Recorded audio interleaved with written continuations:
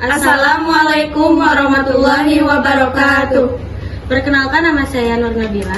Nama saya Rahmi Mustika Sajati. Nama saya Sayyidah Masruroh. Kami dari kelompok 9 Pendidikan Kewarganegaraan akan menjelaskan materi tentang Otonomi daerah di Indonesia. Halo teman-teman semuanya, pada kesempatan kali ini kami dari kelompok 9 akan menjelaskan tentang otonomi daerah. Sebelum kita mengetahui bagaimana otonomi daerah di Indonesia, maka alangkah lebih baiknya kita mengetahui apa itu pengertian otonomi daerah. Disimak baik-baik ya. Menurut Kamus Besar Bahasa Indonesia, otonomi daerah yaitu hak, wewenang, dan kewajiban daerah untuk mengatur dan mengurus rumah tangganya sendiri, sesuai dengan peraturan perundang-undangan yang berlaku.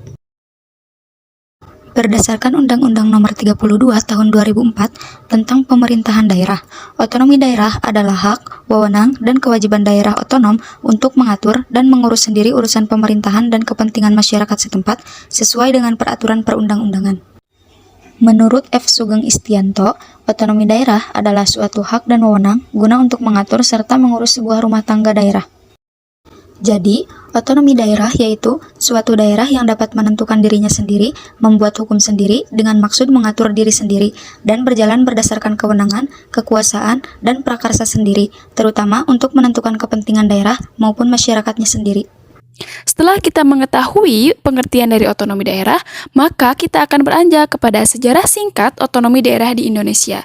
Sejarah singkat otonomi daerah di Indonesia dibagi kepada 4 era, yaitu era Hindia Belanda, Jepang, Orde Lama, dan Orde Baru.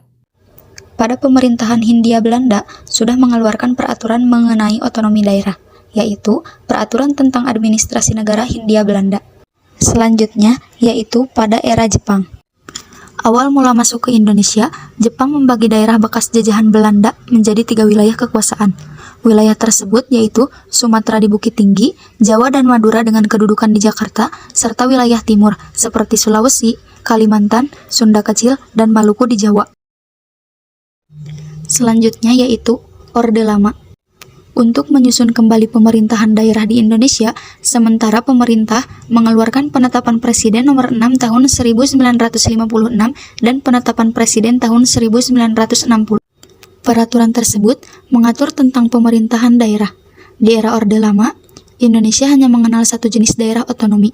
Daerah otonomi tersebut dibagi menjadi 3 tingkat daerah, yaitu Kota Raya, Kota Madya, dan Kota Praja.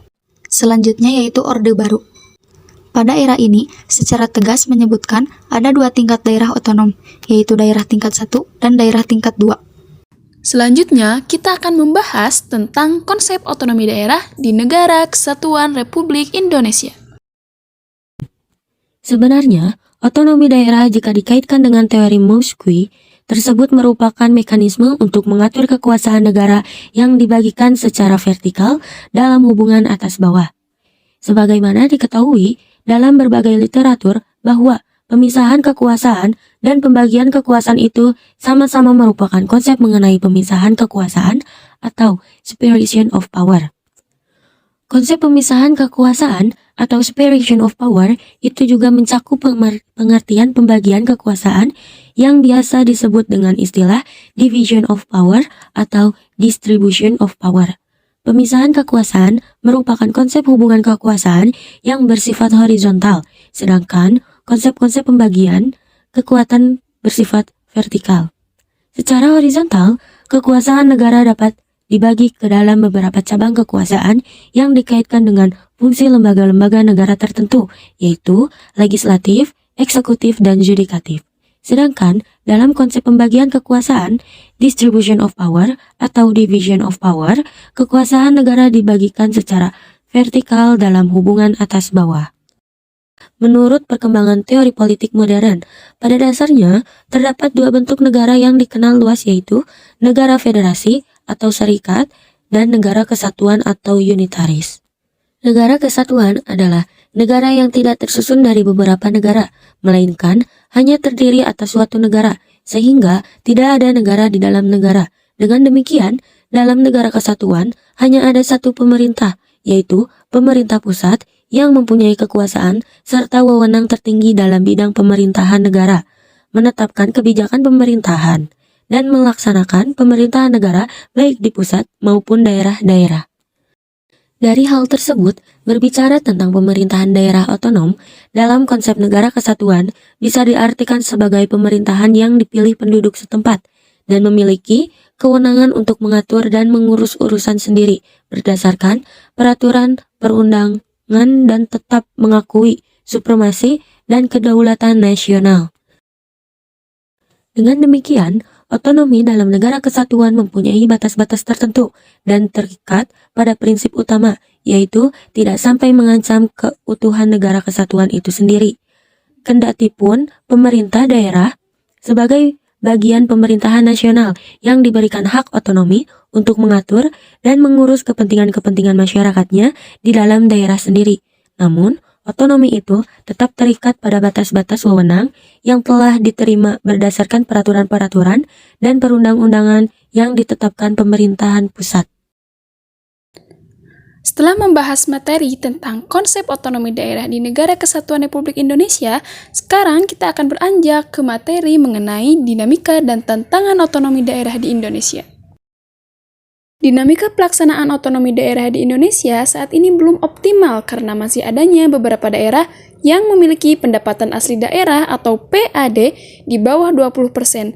Mereka hanya menggantungkan keuangannya pada pemerintahan pusat lewat transfer ke daerah dan dana desa atau TKDD.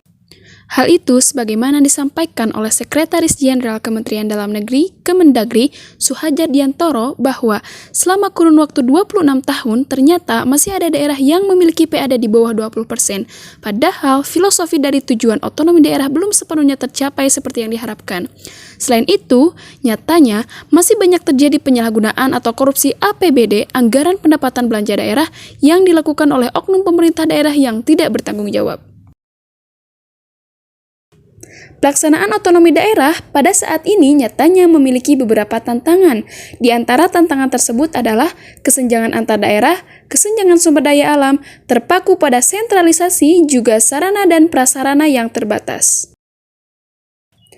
Meski begitu, ternyata masih banyak pula daerah yang berhasil meningkatkan PAD dan kemampuan fiskalnya, yang mana hal tersebut sudah sepatutnya diapresiasi.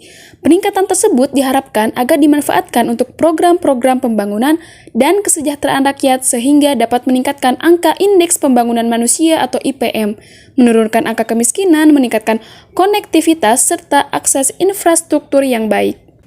Selain itu, kepada daerah yang kemampuan PAD dan fiskalnya baik, tetapi skor IPM-nya masih rendah, angka kemiskinan masih cukup tinggi, dan akses infrastruktur belum baik, maka perlu diadakan evaluasi. Evaluasi ini bertujuan untuk memastikan penyusunan program dan kegiatan dalam anggaran pendapatan dan belanja daerah telah tepat sasaran, efektif, serta efisien.